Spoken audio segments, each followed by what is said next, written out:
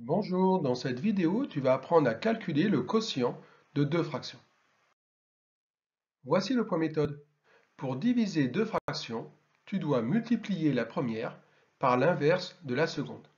Il est donc évident que si tu ne sais pas multiplier deux fractions, je t'invite à regarder la vidéo produit de deux fractions.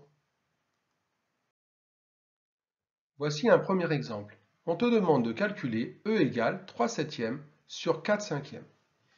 Attention au trait de fraction, le trait de fraction principal est ici. On te demande donc de calculer le quotient entre deux fractions, 3 sur 7 d'abord et 4 sur 5 ensuite.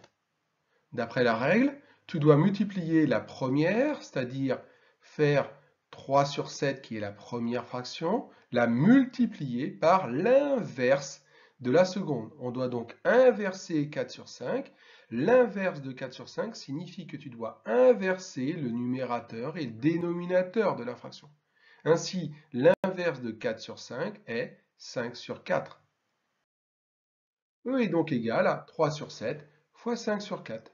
D'après la vidéo précédente, il suffit de faire 3 fois 5 le tout sur 7 fois 4, puisque le produit de deux fractions est la fraction dont le numérateur est le produit des numérateurs et le dénominateur le produit des dénominateurs.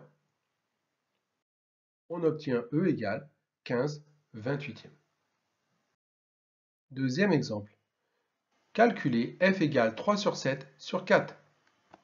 Attention, trait de fraction principal aligné avec le égal est ici. On demande donc de calculer le quotient entre la fraction 3 sur 7 par 4. Mais 4, c'est une fraction? Bien sûr que oui, 4 est une fraction. On peut écrire 4 comme étant égal à 4 sur 1. Ainsi, grand F est le quotient entre la fraction 3 sur 7 et 4 sur 1.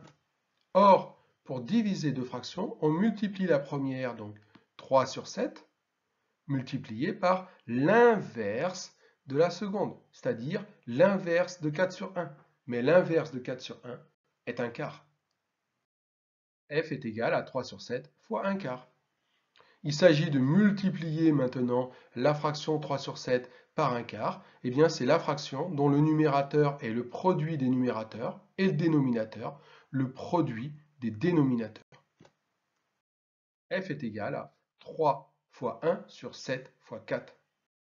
F égale 3/28. À bientôt pour une nouvelle vidéo.